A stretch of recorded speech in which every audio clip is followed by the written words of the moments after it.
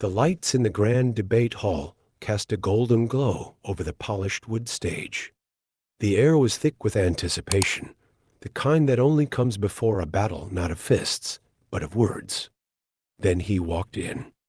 Donald Trump, the man who had defied the odds, taken on the establishment, and changed the course of American politics forever. He wasn't just a leader. He was a force of nature. Some called him a disruptor, others a savior. But no one could deny his impact. Tonight, however, was different. This wasn't a campaign rally, a press conference, or a boardroom negotiation. This was a battle of ideas, and sitting across from him was a man who had spent years building his reputation as Trump's intellectual opposite, Dr. Jonathan Reid. A respected academic, a best-selling author, and one of the loudest critics of Trump's political philosophy. From Ivy League lecture halls to primetime news panels, he had argued time and again that populism was a dangerous illusion. To him, Trump wasn't a leader, he was an opportunist who had manipulated the frustrations of the masses. Now, for the first time, they would face off live in front of the entire nation. The moderator's voice cut through the tension. Mr. Trump, Dr. Reid, tonight's discussion will focus on leadership in America. Dr. Reid, let's begin with you. You've argued that populism undermines democracy and weakens institutions. Can you explain?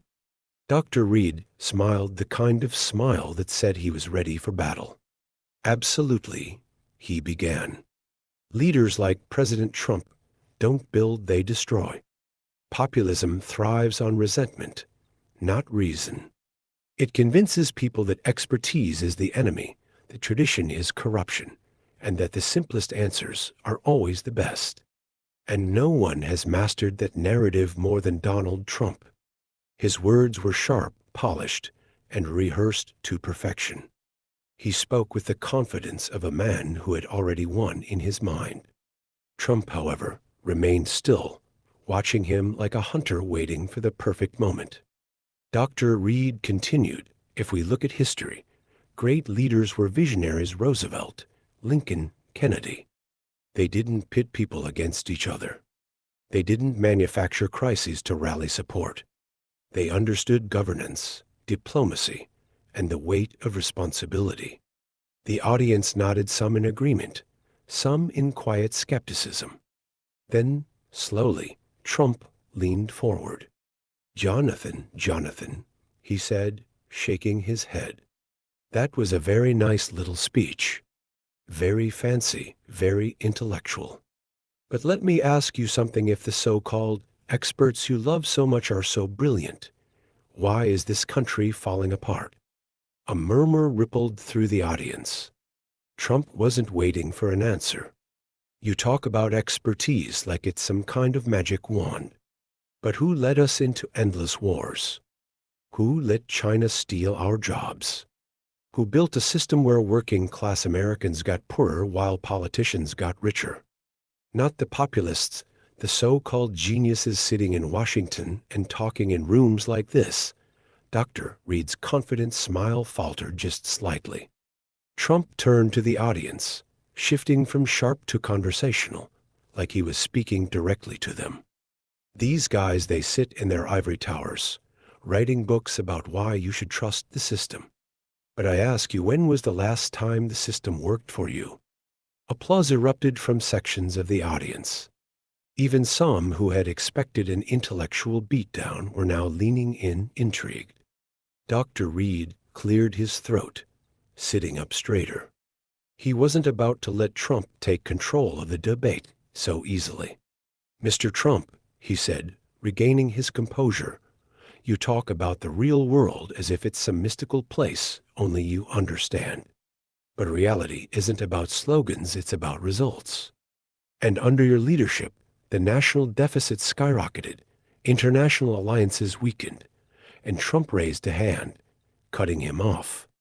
Jonathan, if results were all that mattered, Hillary Clinton would be president right now. But she's not. I am. Because Americans don't vote on spreadsheets. They vote on leadership. Dr. Reid opened his mouth to respond, but Trump wasn't done. And let's talk about this deficit you're so concerned about. You know who really made it explode? The same career politicians who approved trillions in spending on foreign wars, failed programs, and bloated government salaries.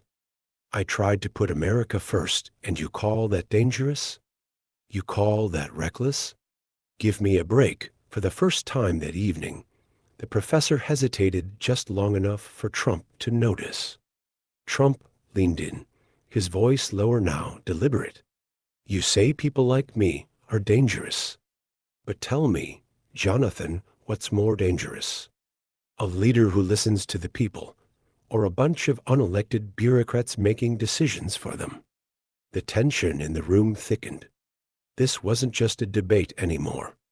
It was a battle for the soul of America. And as the moderator prepared to move to the next segment, one thing was clear: this fight was far from over. The room was no longer just a debate stage, it was a battlefield. The air crackled with energy as both men prepared for the next exchange. The moderator, sensing the weight of the moment, cleared his throat and turned to Dr. Reid. Dr. Reid, you've made the case that populism weakens democratic institutions. But let's talk specifics. What exactly makes Trump's leadership a threat, in your opinion? Dr. Reid, who had momentarily lost his momentum, quickly found his footing again. Let's start with the obvious, he said, leaning forward.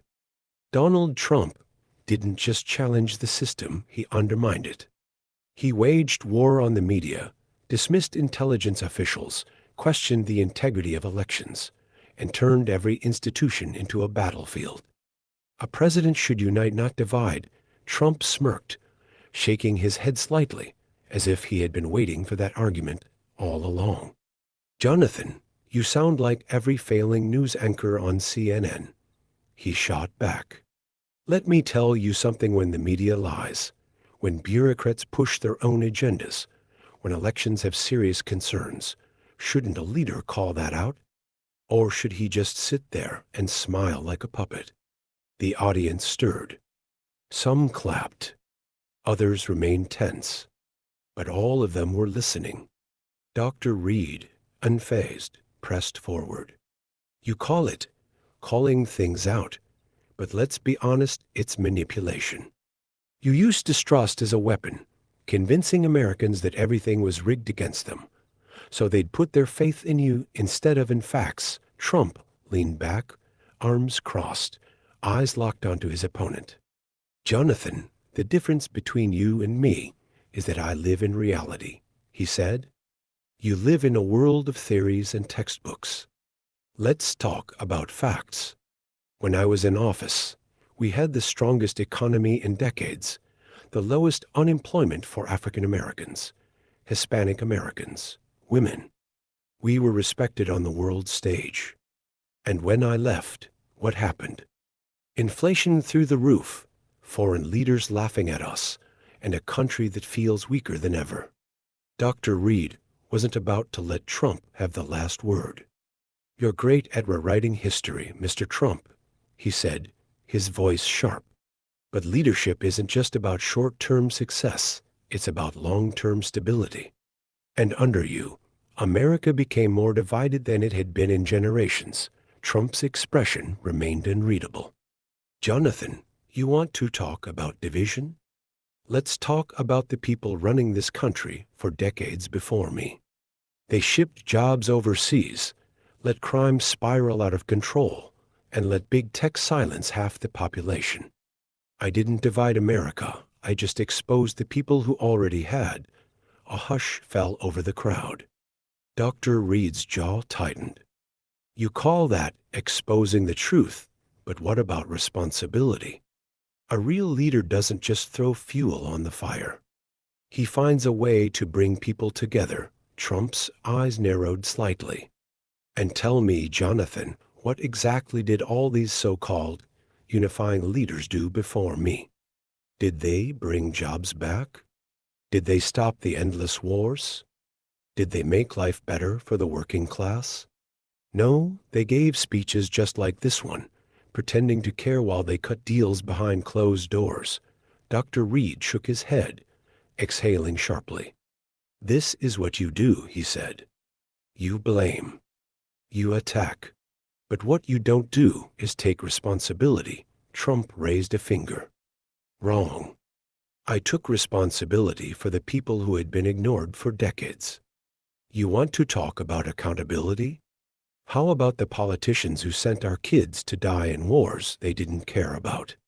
How about the media who lied to the American people daily? How about the elite class that made billions while American workers lost everything?" Dr. Reid sat back, his lips pressed into a thin line. The debate had shifted. He had come here expecting a battle of ideology, but Trump had made it personal. He wasn't arguing theories. He was speaking to the people who had felt left behind, and the audience felt it. The moderator, sensing the weight of the moment, hesitated before moving on. "Mr. Trump, what do you say to those who believe your leadership style is too confrontational, that it creates more chaos than solutions?" Trump shrugged, his tone unwavering. "I say leadership isn't a popularity contest. You don't fix a broken system by being polite to the people who broke it." Dr. Reid opened his mouth to respond, but the moment had already shifted. The energy in the room was undeniable. This wasn't just a debate anymore. It was a reckoning. And the final round was about to begin. The debate hall had transformed into something more than just a stage. It was now the epicenter of a national conversation. Every sentence, every comeback, every shift in tone carried weight far beyond the room. Dr. Reid, visibly more controlled now, took a deep breath before delivering his next argument. "Mr. Trump, let's talk about consequences. You've positioned yourself as the only person who can fix America. But in the process, you've undermined trust in democracy itself. The institutions you call corrupt our justice system, our election process, our media, these are the foundations of our country. If the American people lose faith in them, what's left?" Trump adjusted his tie, his expression unreadable. "Jonathan, let me ask you something.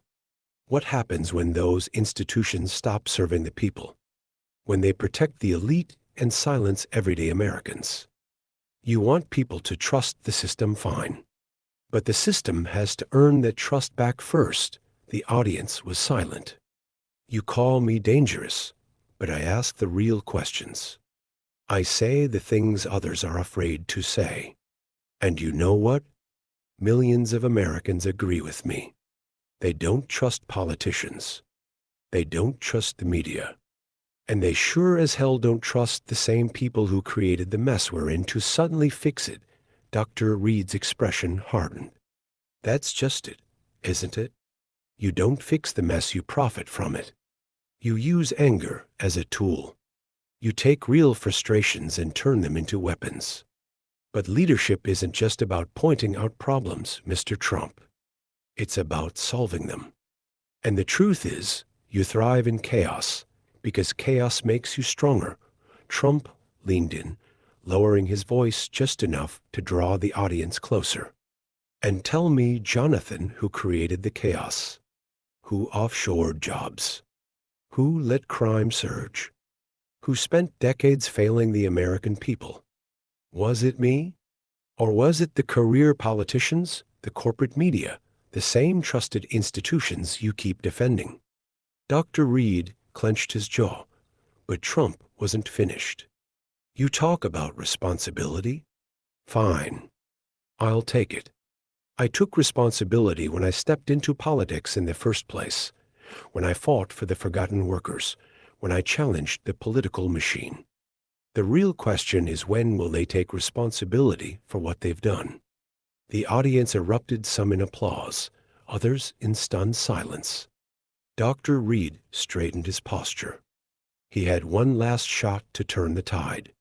"If you really believe in America, if you truly care about democracy, then prove it. Accept that leadership isn't about tearing things down, it's about building something better. Trump smiled almost as if he had been waiting for this moment. I already did. It was called America First for a split second.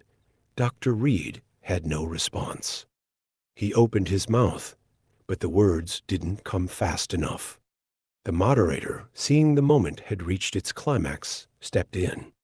Gentlemen, we're out of time. Final words? Dr. Reid exhaled sharply. America is bigger than one man.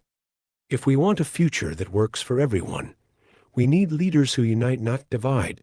Trump simply leaned forward, locking eyes with the audience.